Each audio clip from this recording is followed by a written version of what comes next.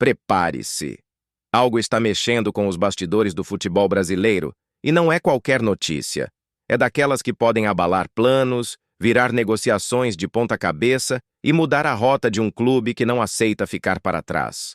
Um nome, conhecido mundialmente, campeão, acostumado com a pressão e com salários de estrelas, apareceu nas conversas sobre o Verdão. Mas o que parecia uma bomba prestes a explodir, começou a tomar um rumo inesperado. Será que o Palmeiras vai mesmo abrir mão dessa chance? Ou existe algo maior sendo escondido? Fique comigo até o final para entender cada detalhe, porque essa história é muito maior do que parece. Já se inscreva no canal, ative as notificações e comente o que você faria no lugar da diretoria.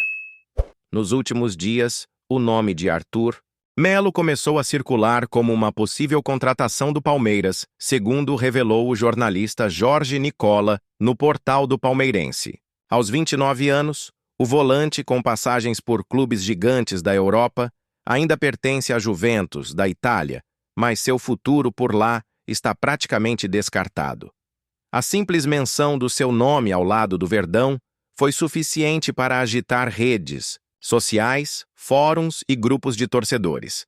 Mas, como toda grande novela do mercado da bola, o primeiro capítulo já trouxe uma reviravolta. A diretoria alviverde, ao que tudo indica, não coloca Arthur entre os principais nomes para substituir Richard Rios, vendido recentemente ao Benfica, e busca reforços com características diferentes.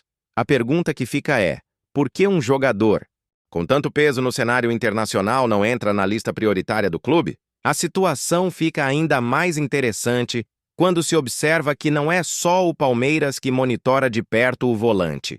O Grêmio, clube que revelou Arthur, surge como um concorrente de peso nessa disputa.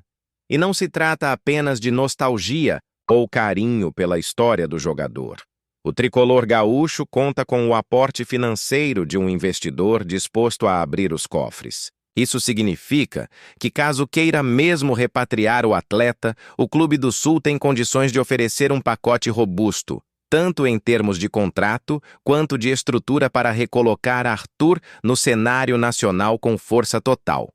No entanto, para qualquer time brasileiro, um obstáculo parece quase intransponível: o salário astronômico do jogador. Arthur recebe na Juventus cerca de 3,2 milhões de reais por mês, segundo informações do portal do Palmeirense. É uma cifra tão alta que, no Brasil, apenas nomes como Neymar e Memphis Depay recebem algo parecido. E mesmo assim, vale lembrar, Santos e Corinthians não bancam esses vencimentos sozinhos. Esse detalhe por si só já mostra por que a negociação é complexa e exige criatividade. Não se trata apenas de querer contar com o jogador, mas de criar uma engenharia financeira capaz de viabilizar algo dessa magnitude. Uma eventual redução salarial, acordos de divisão de vencimentos ou até patrocínios extras poderiam entrar em jogo. Mas será que o Palmeiras, com sua gestão rígida e calculista, estaria disposto a mexer tanto nas próprias regras para trazer Arthur? Vale lembrar que a carreira de Arthur na Europa foi uma verdadeira montanha-russa, repleta de altos que encantaram e baixos que deixaram dúvidas profundas sobre seu potencial de se manter no topo. Quando deixou o Grêmio, o volante era tratado como joia rara, um meio-campista de técnica refinada e inteligência tática capaz de encantar até os mais exigentes olheiros do futebol europeu. Sua chegada ao Barcelona foi marcada por uma expectativa quase sufocante. Ele não era apenas mais uma contratação, mas sim o jogador apontado para herdar o posto de lendas vivas como Andrés Iniesta e Xavi Hernández. A imprensa espanhola exaltava seu estilo de jogo, comparando-o ao dos grandes maestros do passado, e a torcida acreditava que estava diante de um futuro ídolo. No entanto, as coisas nem sempre seguem o roteiro dos sonhos no futebol, e o conto de fadas começou a apresentar rachaduras. Apesar de alguns lampejos de genialidade, Arthur enfrentou desafios que iam muito além das quatro linhas. Questões extracampo, incluindo lesões recorrentes e problemas de adaptação ao estilo de vida europeu, começaram a minar sua constância. As lesões interrompiam sequências de boas atuações, enquanto mudanças de treinadores e exigências táticas distintas tornavam sua vida ainda mais complicada. No Barcelona, um clube com cobrança diária e onde um erro pode custar a confiança da comissão técnica, isso se transformou em um ciclo difícil de quebrar. Cada retorno de lesão parecia exigir um esforço dobrado para reconquistar espaço, e mesmo assim, a sombra das expectativas não parava de crescer. Com o tempo, a relação entre desempenho e confiança começou a desmoronar, levando o jogador a buscar novos ares. A transferência para a Juventus surgiu como uma oportunidade de recomeço, mas o enredo se mostrou surpreendentemente parecido. A pressão no futebol italiano, somada a um meio-campo recheado de opções, fez com que Arthur não tivesse sequência para mostrar seu talento por completo. Quando parecia que poderia engrenar, uma nova lesão ou uma mudança no esquema tático o colocava novamente no banco. Em meio a isso, vieram os empréstimos. Primeiro para o Liverpool, onde atuou pouco e quase passou despercebido, e depois para o Girona, na Espanha, em busca de minutos e confiança. Porém, em nenhum desses destinos o volante conseguiu se firmar de forma sólida, e a imagem de jogador promissor foi, pouco a pouco, sendo substituída por uma aura de incerteza. Curiosamente, o período em que Arthur mais conseguiu se aproximar do nível esperado foi durante seu breve momento na Fiorentina. Lá, encontrou um sistema de jogo que favorecia seu estilo de passes curtos e movimentação constante, conseguindo encadear boas apresentações e mostrar flashes do jogador que encantou a América do Sul. No entanto, essa fase durou pouco, e questões físicas voltaram a interromper o ritmo que ele começava a recuperar.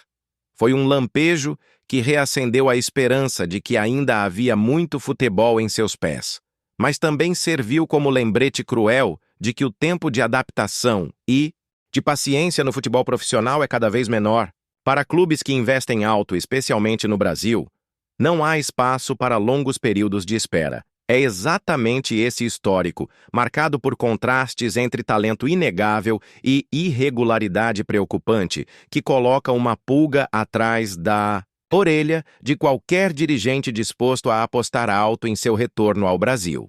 De um lado, há o fascínio por um jogador que, quando está no auge, pode controlar o ritmo de uma partida como poucos. De outro, existe o temor de que os mesmos problemas que impediram sua consolidação na Europa se repitam aqui, transformando uma contratação milionária em um risco financeiro e esportivo.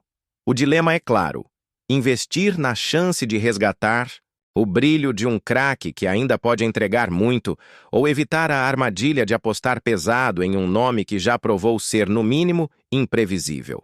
O curioso é que, mesmo com esses altos e baixos, Arthur ainda é visto como um jogador diferenciado tecnicamente. Seu controle de bola, qualidade no passe e visão de jogo estão acima da média no cenário nacional. Para o Palmeiras, um clube que tem Abel Ferreira no comando e que valoriza jogadores inteligentes taticamente, ele poderia encaixar muito bem. Porém, o custo-benefício e a questão física pesam. Um reforço desse porte não pode chegar para ser um risco, e sim para entregar rendimento imediato. É aí que entra o dilema. Vale apostar alto em alguém com nome e talento inquestionáveis, mas que nos últimos anos não conseguiu manter regularidade? Ou é melhor buscar alternativas mais seguras, ainda que menos midiáticas? Enquanto o Verdão parece se afastar da ideia, a movimentação dos bastidores continua intensa. O Grêmio observa com atenção, e empresários ligados ao jogador já sondam possibilidades.